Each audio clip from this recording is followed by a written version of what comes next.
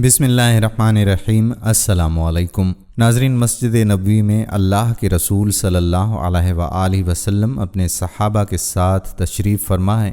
اچانک اسماء بنت یزید رضی اللہ تعالی عنہا داخل ہوئیں۔ عرض کرنے لگیں کہ اللہ کے رسول صلی اللہ علیہ وآلہ وسلم، میرے ماں باپ آپ پر قربان، میں خواتین کی نمائندہ بن کر آپ کی خدمت میں حاضر ہوئی ہوں۔ میرے پیچھے عورتوں کی ایک جماعت ہے جس کی ترجمانی کرنے کے لیے میں حاضر ہوئی ہوں۔ ان تمام کے احساسات اور جذبات وہی ہیں جو میں بیان کرنے جا رہی ہوں، میرے ایک ایک لفظ کی وہ تائید کریں گی۔ یہ کہہ کر انہوں نے اپنی بات شروع کی۔ فرمایا کہ آپ کو اللہ تعالیٰ نے تمام بنی نوع انسان کے مردوں اور عورتوں کی طرف رسول بنا کر بھیجا ہے۔ ہم خواتین آپ پر ایمان لائیں اور آپ کی فرما برداری کی، اور ہم خواتین گھروں میں قید رہ کر پردہ نشینی کی حالت میں گھر کی ذمہ داریاں سنبھالتی ہیں، اپنے خاوند کو راحت اور سکون پہنچاتی ہیں اور ان کے لیے اولاد کو جنم دیتی ہیں۔ مردوں کو ہم پر یہ فضیلت حاصل ہے کہ وہ مساجد میں نماز ادا کرتے ہیں، کوئی فوت ہو جائے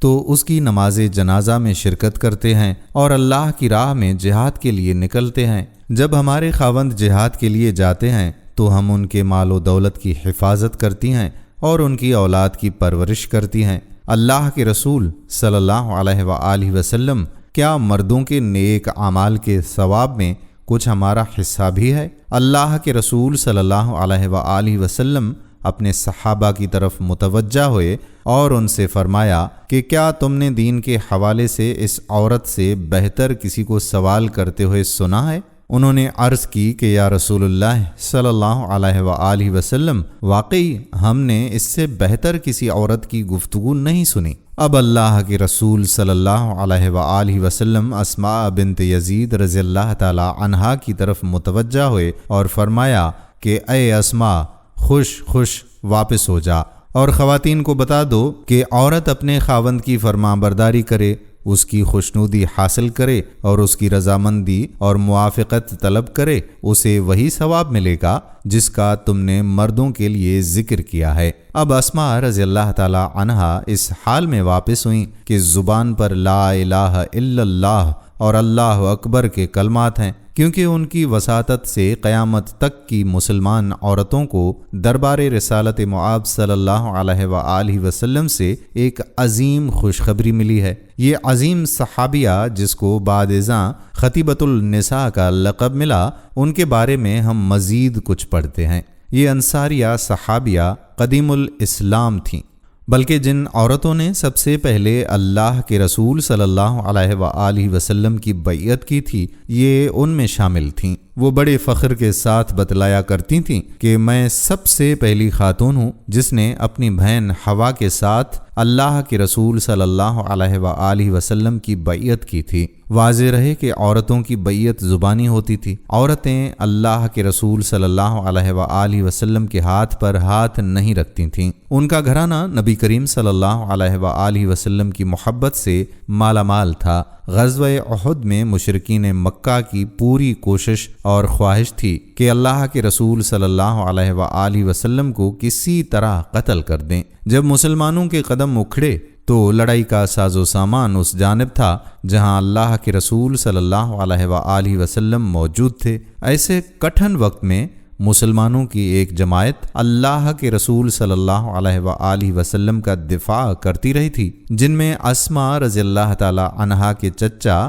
حضرت زیاد بن سکن رضی اللہ تعالی عنہ پیش تھے۔ انس بن مالک رضی اللہ تعالی عنہ راوی ہیں کہ احد کے روز ایک وقت ایسا بھی آیا کہ اللہ کے رسول صلی اللہ علیہ وآلہ وسلم کے ساتھ صرف 7 انصاری اور 2 قریشی رہ گئے۔ جب آپ صلی اللہ علیہ وآلہ وسلم پر زیادہ ہجوم ہوا تو ارشاد ہوا کہ جو ہم سے ان کافروں کو ہٹائے گا وہ جنت میں میرا رفیق ہوگا۔ اب انصاری صحابہ مدافعت کرتے ہوئے آگے بڑھتے ہیں اور کافروں کو روکتے ہیں۔ تیروں کی بارش میں انصار اپنے آپ کو اللہ کے رسول صلی اللہ علیہ وآلہ وسلم کے سامنے ڈھال بنا دیتے ہیں اور پھر ایک ایک کر کے جام شہادت نوش کر لیتے ہیں۔ انہی میں حضرت اسماء رضی اللہ تعالی عنہا کے چچا زیاد بن سکن بھی تھے۔ اس موقع کی منظر کشی علامہ احسان الہی ظہیر رحمۃ اللہ علیہ نے اپنی ایک تقریر میں کی تھی، انہی کے الفاظ میں ان کے خطبات میں سے یہ واقعہ بیان کرتے ہیں۔ فرماتے ہیں کہ حضرت زیاد بن سکن رضی اللہ تعالی عنہ کا واقعہ بڑا مشہور ہے۔ امام ابن حشام نے اپنی سیرت میں اور دیگر ائمہ نے اپنی اپنی کتابوں میں جو سرور کائنات صلی اللہ علیہ وآلہ وسلم کی سیرت پر لکھی گئی ہیں، ان میں لکھا ہے کہ حضرت محمد صلی اللہ علیہ وآلہ وسلم میدان احد میں تشریف لے گئے۔ دشمن کے حملوں کا سارا زور نبی کائنات صلی اللہ علیہ وآلہ وسلم کی ذات اقدس پر تھا۔ وہ سمجھتے تھے کہ جب تک حضور موجود ہیں مسلمانوں کو ان کے دین سے برگشتہ نہیں کیا جا سکتا اور ان کے قدموں کے اندر ڈگمگاہٹ پیدا نہیں کی جا سکتی۔ حضور صلی اللہ علیہ وآلہ وسلم کو نقصان پہنچانے کے لیے سارا زور لگایا گیا، بڑھ بڑھ کر حملے کرتے رہے۔ نبی رحمت صلی اللہ علیہ وآلہ وسلم نے یہ عالم دیکھا، آپ نے مسلمانوں سے خطاب کیا، فرمایا مسلمانوں، کون ہے جسے محمد صلی اللہ علیہ وآلہ وسلم اپنی تلوار دیتا ہے؟ وہ مجھ سے عہد کرے کہ جیتے جی مجھ تک دشمن کو نہیں پہنچنے دے گا، جب تک زندہ رہے گا میرے دروازے پر پہرا دے گا۔ ایک دبلے پتلے سے آدمی زیاد بن سکن رضی اللہ تعالی عنہ اٹھ کھڑے ہوئے، عرض کی کہ آقا، میں آج آپ سے یہ وعدہ کرتا ہوں کہ جب تک زندہ رہوں گا آپ کے خیمے کے دروازے سے نہیں ہٹوں گا۔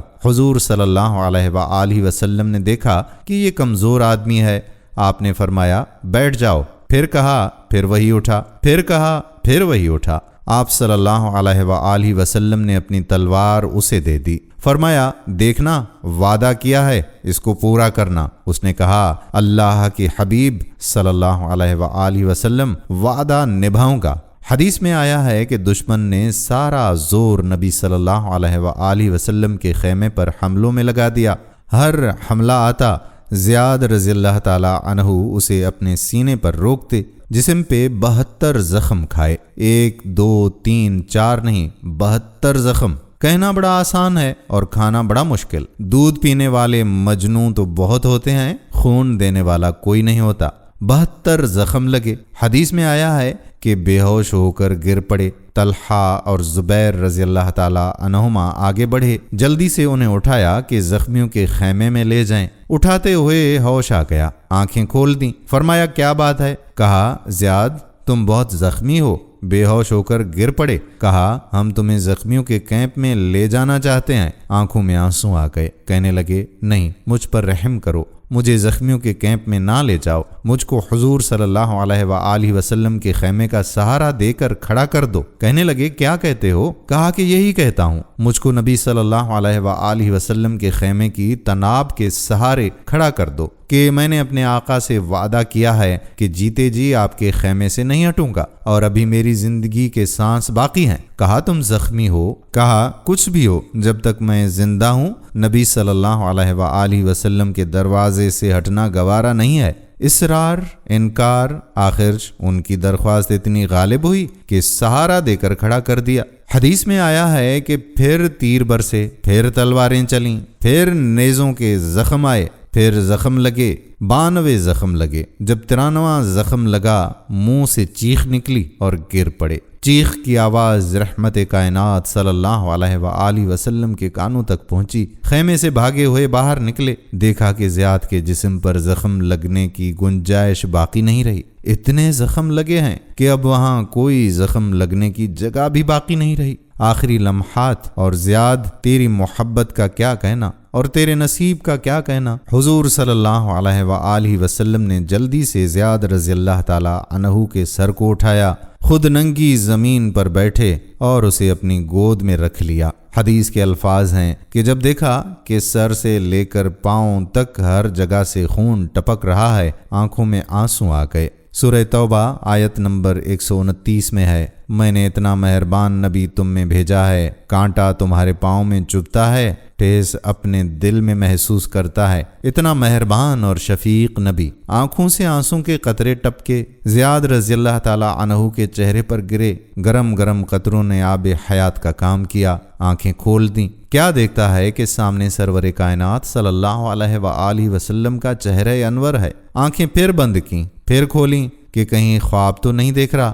حضور صلی اللہ علیہ وآلہ وسلم کا چہرہ سامنے ہے۔ حضور صلی اللہ علیہ وآلہ وسلم نے زیاد کی آنکھوں کو کھلا ہوا دیکھا، پیار سے اپنے دستہ مبارک کو اٹھایا، حضرت زیاد رضی اللہ تعالی عنہ کی آنکھوں پر رکھا کہ زخمی کو دیکھنے میں بڑی دقت اور دشواری ہوتی ہے۔ زیاد رضی اللہ تعالی عنہ نے اپنی نحیف آواز میں اپنے آقا سے گزارش کی، آقا جاتے ہوئے اپنی زیارت سے محروم تو نہ کیجیے۔ میں چاہتا ہوں کہ قیامت کے دن جب رب پوچھے کہ کیا کرتا ہوا آیا ہے اور دنیا میں آخری نگاہ کس پر پڑی، تو میں کہوں کہ محمد صلی اللہ علیہ وآلہ وسلم سے وعدے کو نبھاتا ہوا آیا ہوں، اور جس پہ نگاہ پڑی وہ تیرے محبوب کا چہرہ تھا۔ اس سعادت سے محروم تو نہ کیجیے۔ رحمت کائنات صلی اللہ علیہ وآلہ وسلم نے ہاتھ اٹھا لیا۔ زیاد عرض کرنے لگا، آقا آخری لمحے ایک بات کی گواہی تو دے دیجیے۔ آپ صلی اللہ علیہ وآلہ وسلم نے فرمایا، زیاد کیا بات ہے؟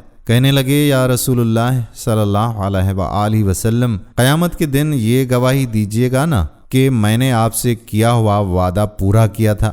دیکھ لیجئے، جیتے جی تو آپ کے خیمے سے نہیں ہٹا ہوں۔ جب تک زندگی میں سانس کی آمد و رفت باقی تھی، میں آپ کے دروازے پر کھڑا رہا، ڈٹا رہا۔ حضور صلی اللہ علیہ وآلہ وسلم نے فرمایا، زیاد تو خوش ہو جا کہ تو نے بھی اپنے وعدے کو پورا کیا، اور محمد کا رب بھی اپنے وعدے کو پورا کر رہا ہے۔ یہ کہا اور زیاد رضی اللہ تعالی عنہ کی روح قفس عنصری سے پرواز کر گئی۔ حضور صلی اللہ علیہ وآلہ وسلم نے پیار سے زیاد کا سر زمین پر رکھا۔ صحابہ کا جمگھٹا آنکھوں میں آنسو اس منظر کو دیکھ رہے ہیں۔ آپ صلی اللہ علیہ وآلہ وسلم نے فرمایا، ساتھیو تم نے میرے محب کا آخری وقت دیکھا ہے؟ صحابہ نے کہا، یا رسول اللہ صلی اللہ علیہ وآلہ وسلم دیکھا۔ فرمایا، تمہیں کیا معلوم ہے کہ جبریل نے آ کے مجھے خبر دی، رب نے حجابات اٹھائے اور میں نے دیکھا کہ زیاد کی روح کے استقبال کے لیے اللہ نے جنت کے 8 دروازوں کو کھول دیا ہے۔ ناظرین، یہ تو اسماء رضی اللہ تعالی عنہ کے گرامی کا حال تھا، اور اسی روز ان کے بھائی عامر نے تو اپنے جسم کو اللہ کے رسول صلی اللہ علیہ وآلہ وسلم کے سامنے ڈھال بنا لیا تھا۔ انہوں نے بھی اللہ کے رسول صلی اللہ علیہ وآلہ وسلم کے قدموں میں جام شہادت پیا تھا۔ ایک ایسے گھرانے کی بیٹی جس کے باپ، بھائی اور چچا نے اپنی جانیں اللہ کے رسول صلی اللہ علیہ وآلہ وسلم پر قربان کی ہوں، ان کی تربیت اس انداز میں ہوئی ہو کہ وہ اللہ کے رسول صلی اللہ علیہ وآلہ وسلم سے شدید محبت کرنے والی تھیں۔ وہ بلا کی ذہین اور فتین خاتون تھیں۔ جیسا کہ پہلے ہم نے کہا کہ وہ بلاغت اور خطابت میں بڑی مشہور تھیں، حتیٰ کہ ان کو خطیبۃ النساء کا لقب دیا گیا۔ وہ اللہ کے رسول صلی اللہ علیہ وآلہ وسلم سے بلا خوف و تردد گفتگو کرتیں اور دین کے معاملے میں بلا جھجھک سوال کرتیں۔ خواتین کے خاص مسائل کے حوالے سے وہ اللہ کے رسول صلی اللہ علیہ وآلہ وسلم سے وضاحتیں چاہتیں، حتیٰ کہ اللہ کے رسول صلی اللہ علیہ وآلہ وسلم ان کو حضرت عائشہ کے سپرد کر دیتے کہ وہ ان کی وضاحت کر دیں۔ اس لیے حضرت عائشہ نے حضرت اسماء رضی اللہ تعالی عنہا کی طرف اشارہ کر کے فرمایا تھا کہ انصار کی عورتیں بہترین خواتین ہیں کہ دین کے بارے میں سوال اور دین کی سمجھ حاصل کرنے میں انہیں حیا مانع نہیں ہوتی۔ حضرت اسماء رضی اللہ تعالی عنہا علم حاصل کرنے کے لیے ہر وقت تیار رہتی تھیں۔ کوشش ہوتی کہ کسی نہ کسی طرح اللہ کے رسول صلی اللہ علیہ وآلہ وسلم کی مجلس میں کچھ وقت گزر جائے تاکہ علم حاصل کر سکیں۔ ان کو عورتوں میں فقیہ کا درجہ دیا جا سکتا ہے۔ محبت کا یہ عالم ہے کہ ایک مرتبہ اللہ کے رسول صلی اللہ علیہ وآلہ وسلم کی اونٹنی الازبع کی نکیل تھام کر چلنے لگیں۔ خود فرماتی ہیں کہ میں نے آپ صلی اللہ علیہ وآلہ وسلم کی اونٹنی کی نکیل تھامی ہوئی تھی جب آپ صلی اللہ علیہ وآلہ وسلم پر سورۃ مائدہ نازل ہوئی۔ آپ صلی اللہ علیہ وآلہ وسلم اونٹنی پر سوار تھے جب وحی کا نزول ہوا۔ وحی کی شدت کی وجہ سے آپ صلی اللہ علیہ وآلہ وسلم کی اونٹنی کا بازو شدید بوجھ کے باعث ٹوٹنے کے قریب ہو گیا۔ وہ ان خوش قسمت خواتین میں شامل ہیں جن کو اللہ کے رسول صلی اللہ علیہ وآلہ وسلم نے اپنی زبان اقدس سے جنت کی خوشخبری دی تھی۔ یوں تو عورتوں کے احکامات قرآن میں بڑے واضح ہیں، مگر اسماء رضی اللہ تعالی عنہا ان خواتین میں شامل ہیں جن کے بارے میں قرآن مجید نازل ہوا یوں کہ ان کو طلاق ہو گئی۔ اس وقت تک متعلقہ کی عدت کے بارے میں کوئی حکم موجود نہ تھا، چنانچہ حکم ربانی نازل ہوا، طلاق یافتہ عورتیں 3 مہینے انتظار کریں۔ اللہ کے رسول صلی اللہ علیہ وآلہ وسلم بھی حضرت اسماء رضی اللہ تعالی عنہا کی علم سے محبت اور تحصیل علم کے شوق سے خوب واقف تھے، اسی لیے وہ ان کو نصیحت بھی فرماتے اور ان کے سوالات کا جواب بھی ارشاد فرماتے۔ اسی نصیحت کا ایک واقعہ حدیث شریف میں مذکور ہے۔ ابن عساکر راوی ہیں کہ اسماء بنت یزید رضی اللہ تعالی عنہا کہتی ہیں کہ ایک مرتبہ اللہ کے رسول صلی اللہ علیہ وآلہ وسلم مسجد میں تشریف لائے۔ مسجد کے ایک کونے میں عورتیں جمع تھیں جن میں میں بھی شامل تھی۔ عورتوں نے آپس میں گفتگو شروع کر دی اور آہستہ آہستہ شور بلند ہونے لگا۔ جب شور بڑھا تو اللہ کے رسول صلی اللہ علیہ وآلہ وسلم نے فرمایا، اے عورتوں کی جماعت، تم میں سے اکثر جہنم کا ایندھن بنے گی۔ حضرت اسماء نے جب یہ الفاظ سنے تو رہ نہ سکیں۔ جیسا کہ پہلے ذکر ہوا، وہ اللہ کے رسول صلی اللہ علیہ وآلہ وسلم سے سوال کرنے میں بڑی دلیر اور بہادر تھیں۔ فوراً عرض کیا کہ یا رسول اللہ صلی اللہ علیہ وآلہ وسلم، اس کی وجہ کیا ہے؟ ارشاد ہوا کہ تم وہ ہو جب تمہیں کوئی عطیہ دیا جاتا ہے تو شکر ادا نہیں کرتی، اور جب کوئی آزمائش آتی ہے تو صبر نہیں کرتی، اور جب کوئی چیز روک لی جاتی ہے تو شکوہ کرنے لگ جاتی ہو، اور ہاں خبردار منعمین کی ناشکری نہ کرنا۔ کہنے لگیں کہ دوسری باتوں کی سمجھ تو آ گئی ہیں، لیکن یہ منعمین سے کیا مراد ہے؟ ارشاد ہوا کہ عورت شادی شدہ ہے، اس کے اپنے خاوند سے 2 یا 3 بچے بھی ہو گئے، خاوند سے ذرا ناراض ہوئی تو کہتی ہے کہ میں نے تمہارے گھر میں کبھی خیر نہیں دیکھی۔ آپ صلی اللہ علیہ وآلہ وسلم نے یہ کلمات عورتوں کی اصلاح کے احوال کے لیے ارشاد فرمائے تھے۔ اس کا مطلب ہرگز یہ نہیں کہ تمام عورتیں ایسی ہوتی ہیں۔ یقیناً مسلمان عورتوں کی ایک بہت بڑی تعداد ایسی ہے جو خاوند کی نہایت فرما بردار اور شکر گزار ہوتی ہیں اور باوجود تنگی اور ترشی کے نہایت سکون سے زندگی گزارتی ہیں۔ جیسا کہ پہلے گزرا، اسماء رضی اللہ تعالی عنہا کے رسول صلی اللہ علیہ وآلہ وسلم سے شدید محبت کرنے والی خواتین میں سے تھیں۔ ایک مرتبہ ان کو اللہ کے رسول صلی اللہ علیہ وآلہ وسلم کی میزبانی کا شرف حاصل ہو گیا۔ کھانا تیار کیا اور پھر نہایت محبت سے عرض کرتی ہیں کہ میرے ماں باپ آپ پر قربان، آپ لمبی عمر پائیں، اور پھر کھانا پیش کیا۔ آپ صلی اللہ علیہ وآلہ وسلم نے اور صحابہ کرام نے کھانا تناول فرمایا۔ اللہ کے رسول صلی اللہ علیہ وآلہ وسلم نے ان کے گھر میں مشکیزے کو منہ لگا کر پانی پیا۔ انہوں نے اس مشکیزے کو محفوظ کر لیا، اس کو خوشبو میں بسا لیا، اور پھر خود فرماتی ہیں کہ ہم اس مقدس مشکیزے کا پانی خود بھی پیتی ہیں اور مریضوں کو بھی پلاتی ہیں کہ رسول اللہ صلی اللہ علیہ وآلہ وسلم کی برکت حاصل ہو۔ واضح رہے کہ تبرک کا یہ عمل صرف اللہ کے رسول صلی اللہ علیہ وآلہ وسلم کے ساتھ مختص تھا، ان کے بعد امت کے کسی فرد کے لیے ایسا کرنا جائز نہیں ہے۔ حضرت اسماء رضی اللہ تعالی عنہا محض عالمہ، فاضلہ، فقیہہ اور خطیبہ ہی نہیں تھیں، بلکہ خواتین کے دنیاوی امور کے حوالے سے بھی بے حد سمجھدار تھیں۔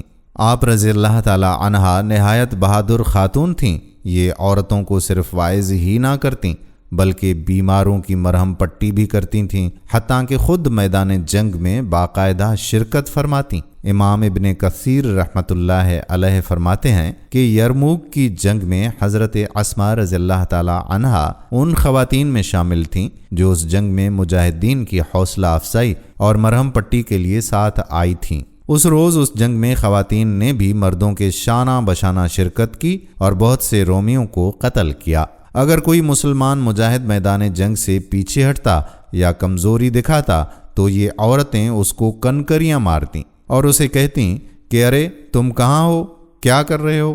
ہمیں تو رومیوں کے مقابلے کے لیے لائے تھے اور خود پیچھے بھاگ رہے ہو۔ اب اس قسم کے الفاظ سن کر کون مرد تھا جو پیچھے رہتا فوراً آگے بڑھتا اور دیوانہ وار دشمن کی صفوں میں گھس جاتا۔ امام ذہبی رحمۃ اللہ علیہ اس واقعے کی تائید کرتے ہوئے کہتے ہیں کہ اس روز اسما رضی اللہ تعالی عنہا نے اپنے خیمے کے ستون سے 9 رومیوں کو جہنم واصل کر دیا۔ اس طرح اس مجاہد خاتون نے جہاد، علم، عمل اور دین سیکھنے سکھلانے میں ساری زندگی گزار دی، لمبی عمر پائی۔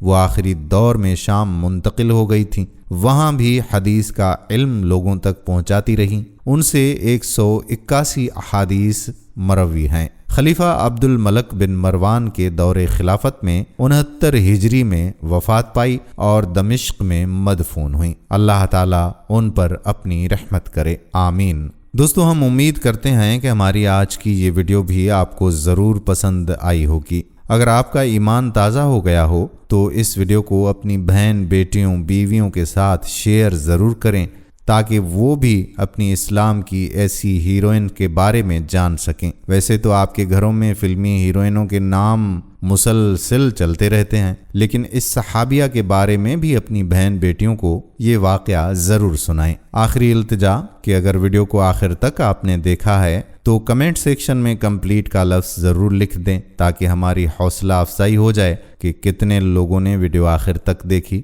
آنے والی ویڈیو تک اپنے میزبان قادر بخش کلہوڑوں کو اجازت دیجیے۔ اللہ حافظ۔